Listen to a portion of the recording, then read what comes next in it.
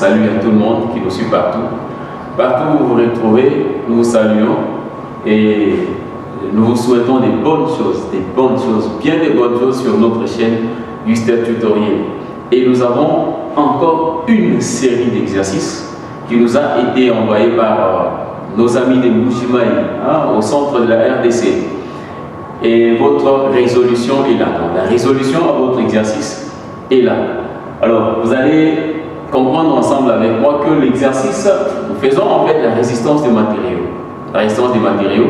L'exercice qui est donné, c'est un exercice à peu près particulier. Je peux dire à peu près particulier par rapport à l'énoncé qui est donné. On nous dit nous avons un grume de bois. Un grume de bois qui est cylindrique. Donc, la forme de la section transversale est circulaire. Mais on nous demande, lisons d'abord l'exercice et nous allons comprendre un tout petit peu ce que l'exercice nous demande de faire. Alors, regardez ensemble avec moi. On nous dit un grume de bois cylindrique de diamètre D égale à 50 cm. Ce grume de bois est cylindrique de diamètre 50 cm. Comme l'indique la figure 1. Regardez la figure 1. Vous avez la figure 1 qui est là. Le grume est circulaire.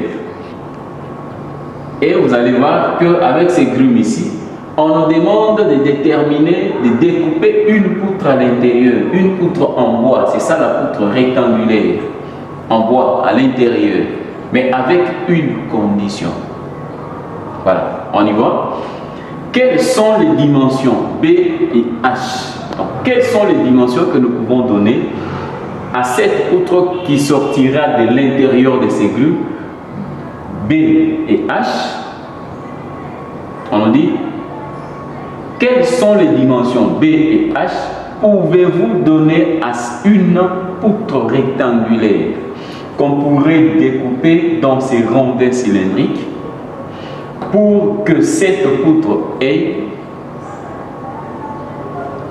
une inertie max par rapport à toutes les poutres qui sortiront de ces grumes de bois. La deuxième condition, une résistance, il faut que la poutre qui sortira de ces rondins cylindriques ait une résistance max à la flexion pure par rapport à toutes les poutres qui sortiront de ces grumes de bois. Je crois que vous comprenez très bien l'exercice qu'on nous a envoyé et ce que nous allons faire ressortir à l'intérieur de cet exercice. Donc, je répète l'explication. Nous avons un grume de bois qui est là, qui est cylindrique, la section transversale est circulaire. À l'intérieur de ces grumes de bois, vous pouvez faire ressortir beaucoup de poutres. Je vous dis beaucoup de poutres.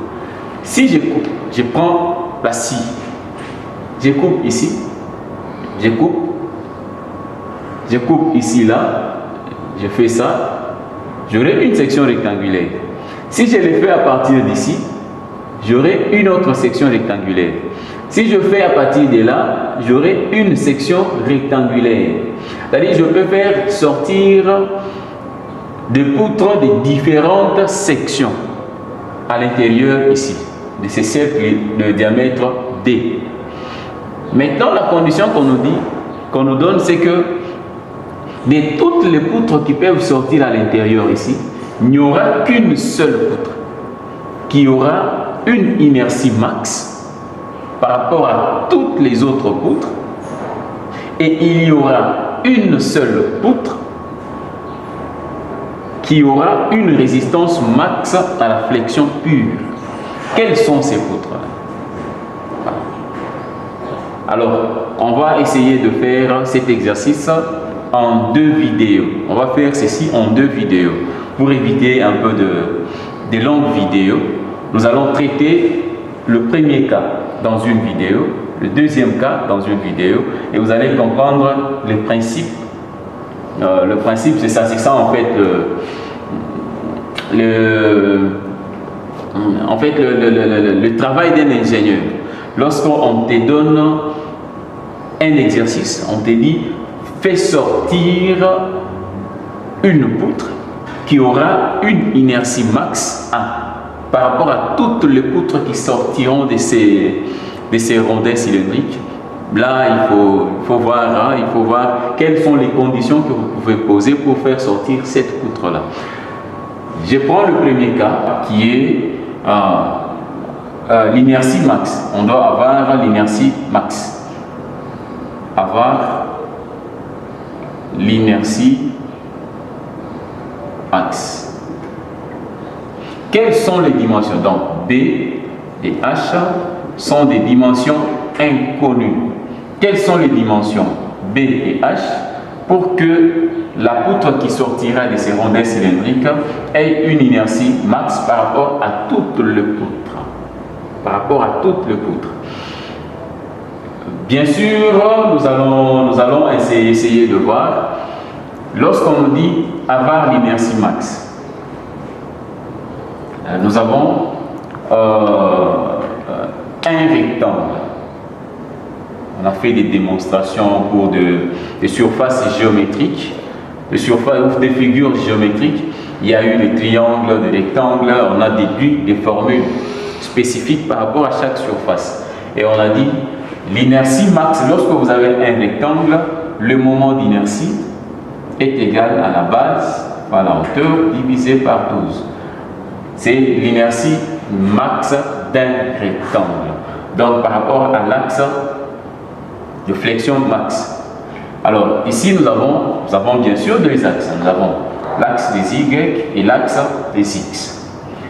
La hauteur est toujours supérieure. Dans notre choix, la hauteur est toujours supérieure par rapport à la base. Et on va voir pourquoi on choisit toujours la hauteur supérieure à la base. Alors, pour avoir l'inertie max, cette hauteur qui est supérieure à la base doit être élevée au cube. Parce que nous avons les moments d'inertie dans les deux sens. Le moment d'inertie en X, le moment d'inertie en Y. L'un est avec H au cube, l'autre est avec B au cube. Maintenant, nous parlons de l'inertie max, bien sûr. Alors ici, je me dis, le moment d'inertie est B H cube divisé par 12. Et pour avoir l'inertie max, pour notre poutre que nous allons déduire à l'intérieur, la condition est simple. La condition est que la dérivée de l'inertie par rapport à la base doit être égale à 0. C'est ça la condition pour que l'inertie de la poutre que nous aurons ici soit égale, soit max. Alors, la dérivée de l'inertie par rapport à la base doit être égale à 0. Donc, notre condition de base est là. Donc, il faut comprendre en fait lorsqu'on pose des conditions comme ça. Parce que la base, lorsque l'inertie varie, et regardez que l'inertie n'est max que lorsque la base est élevée au cube. Lorsque la base est élevée au cube, l'inertie est max. Donc cette base ici, la variation de cette inertie par rapport à la base doit être nulle. Voilà, doit être nulle. Alors regardez que nous pouvons, l'inertie est là. Nous avons notre inertie. La base, regardez, la base de la poutre est là. La base de la poutre est là. Ici, nous avons la hauteur. Le diamètre, je prends le diamètre dans la diagonale. Là, c'est le diamètre. Je peux déduire le diamètre. Le diamètre, c'est le diamètre égale la racine carrée de B carré et H carré. Donc, B au carré plus H au carré. Là, c'est le diamètre. J'ai besoin de tirer H en fonction de B. Je vais tirer H en fonction de B. Si j'élève le D au carré, D carré égale à B carré plus H carré. Et vous allez comprendre que H carré n'est rien d'autre que D carré moins B carré. Et H sera la racine carrée ou pas la racine carrée. Je peux dire 2 carré moins B au carré, le tout exposant 1/2. Donc en fait, c'est la racine carrée de ceci. Là, nous avons la base. Et je prends ceci, je remets à l'intérieur de l'inertie. La hauteur à l'intérieur de l'inertie. L'inertie sera égale à B, H au cube, 2 carré moins B carré, 1 demi, au cube, c'est ça H au cube, divisé par 12. Et après, nous allons prendre cette inertie et remplacer dans notre condition. On nous dit la dérivée. La dérivée de la variation de l'inertie par rapport à la base est nulle. Par rapport à la base est nulle. Alors, ici j'aurai dDi sur dDb doit être égal à la variation, je me dis B, D carré moins B carré, 1 demi, cube sur 12. Je vais bien sûr dériver par rapport à la base B. Alors, si je dérive ceci par rapport à la base B, vous allez comprendre que ceci va me donner, c'est la dérivée par partie. Hein, si vous regardez bien, la base est ici, la base est à l'intérieur. La base est à l'intérieur. Et ceci peut être écrit aussi comme ça. Ça, c'est l'exposant de la hauteur. 1 demi. Le 3 aussi, c'est l'exposant. Et je peux l'écrire aussi. 1 demi multiplié par 3, ceci peut me donner 3 demi. Donc, je peux écrire ceci comme ça. 3 demi, je crois que vous comprenez très bien. Vous qui avez fait la mathématique, vous me comprenez très bien. Voilà.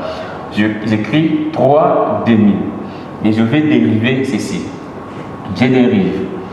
J'aurai 1 sur 12 qui va sortir. Voilà. Je dérive d'abord B. Je peux dériver d'abord B. Je fais B dérivé. B dérivé. D carré plus B carré. D carré plus B carré exposant 3 demi. Là, c'est la première dérivée que je fais là, plus cette fois-ci, j'avais dérivé B, je vais dériver maintenant tout ceci. Et là, j'aurai B, D carré moins B carré exposant 3 demi dérivé. Voilà, c'est ce que je vais faire. Alors, et ceci va me donner 0. Ceci va me donner 0, je crois que je vais égaliser ceci à 0. Après dérivation, bien sûr. Je peux dériver, on peut aller, ce qui implique que 1, j'aurai 1 sur 12, facteur de B. B dérivé. La dérivée de B, c'est 1. La dérivée de B par rapport à B, c'est 1. Donc ici, on aura 1. Et là, j'aurai D carré plus B carré, 3 demi, plus les B ici restent. Je vais dériver maintenant ceci. La dérivée de ceci, l'exposant descend. J'aurai 3 demi, D carré moins B carré, et j'aurai dans l'exposant 3 demi moins 1. 3 demi moins 1, j'aurai 1 demi comme exposant. Facteur 2, je vais dériver maintenant le B qui est à l'intérieur ici. Et j'aurai moins 2B. Parce que l'exposant sera 2 moins 1. Donc j'aurai moins 2B ici. Et là, égal à 0. Je vais égaliser ceci à 0. Et je peux continuer. Je peux continuer encore. Ici, vous allez voir que j'aurai 1 sur 12. Je peux regarder, je peux aller 1 sur 12, facteur de D carré plus B carré, 3 sur, je peux l'écrire ceci, je peux l'écrire aussi sous forme mathématique. Bon, je vais le faire en dessous pour que tout le monde comprenne. 3 sur 2 plus BB. Donc, j'aurai à l'intérieur ici, j'aurai 2 moins 2B carré multiplié par 3 sur 2, facteur de D carré moins B carré 1 sur 2. Et ceci égale à 0. Les deux ici peuvent tomber. Les deux ici peuvent tomber. Et je vais rester avec moins 3B carré. Moins 3B carré. Si je fais moins 3B carré, et à partir de cette équation ici, je vais pouvoir, on revient de l'autre côté, je recopie juste cette équation, cet élément ici, je recopie ceci là-bas. C'est la même chose, je vais pouvoir éliminer les deux ici. Et j'écris ceci, je vais mettre en évidence un élément. Je vois ce sont les mêmes éléments que je peux mettre en évidence. Donc, j'écris ceci comme ça. 1 sur 12, facteur 2. Je vois, il y a la racine carrée à l'intérieur. Ceci, je peux l'écrire aussi comme ça. D carré moins B carré, facteur 2, racine carrée de D carré moins B carré, plus, je crois que vous êtes très bien d'accord avec moi, hein, ce que je viens de faire. Je l'ai décomposé tout simplement. Plus, ici, j'aurai, avec le moins ici, je peux écrire moins 3B carré, racine carrée de D carré moins B carré, voilà, et puis égal à 0. Je peux mettre la racine carrée en évidence. Racine carrée en évidence, j'aurai racine carrée, où je prends 1 sur 12, racine carrée de 2 carré moins B carré, en évidence, j'aurai ceci, D carré moins B carré, moins 3B carré, égale à 0. Et là, vous allez comprendre ensemble avec moi que ceci pourrait me donner 1 sur 12, racine carrée de 2 carré moins B carré, facteur de D carré moins 4B carré égale à 0. Pour résoudre cette équation ici, vous allez comprendre que je peux prendre ceci. Je vais tirer juste ça. Donc je prends tout ceci, peut s'annuler avec 0. Ceci s'annule avec 0. Et j'aurai D carré moins 4B carré égale à 0. 4B carré sera égal à D carré. B carré me donnera D carré sur 4. Ce qui fait que B doit être égal à la racine carrée de 2 carré sur 4. Racine carrée de D carré me donne D. Ici, c'est 2. Donc, j'aurai ici B égale à D sur 2. C'est ça, en fait, la base de la poutre qui sortira du rondin cylindrique qu'on avait donné. Alors, connaissant la base, je peux calculer maintenant la hauteur, parce que j'avais cette hauteur. La hauteur H, on a dit la hauteur H est égale à racine carrée de D carré moins B carré. C'est ça la hauteur H.